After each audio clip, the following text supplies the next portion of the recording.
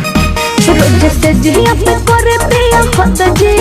सखी सहता ने दुखवा दर्द जी सुना रोज से जिया पे करे प्रिय हत जी सखी सहता ने दुखवा दर्द जी करेला जंग नहीं भरेला मन हमर बतिया पे हरदम रुसेला कमरिया दर्द से टूटेला तब हमार मरद न उठेला कमरिया दर्द से टूटेला तब हमार मरद न उठेला।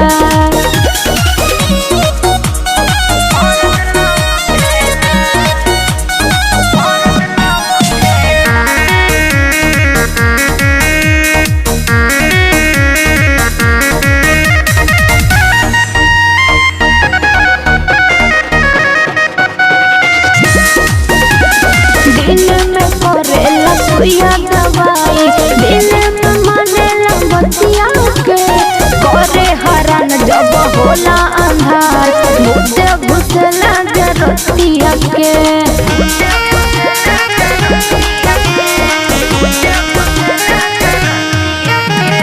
दिन में करेला सुइया दवाई दिन में मानेला बतिया के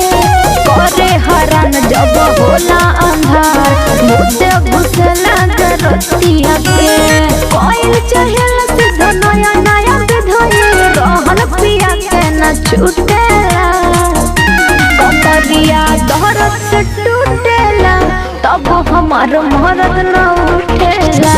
कमरिया दर्द से टूटेला तब हमार मरद न उठेला।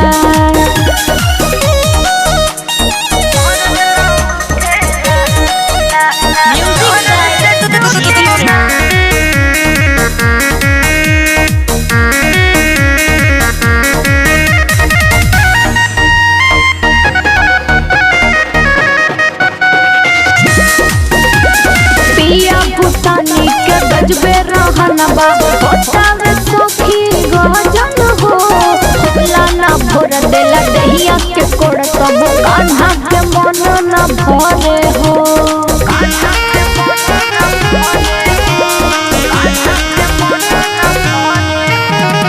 पिया भूतानी के गजबे रहना बा होता में सखी गजन हो होला ना भर देला दहिया के कोड़ तब कान्हा के मन न भरे हो नया नया इल्म लगे देखी आई फिल्म दिया रतिया में बुतेला कमरिया दर्द से टूटेला तब हमार मरद न उठेला कमरिया दर्द से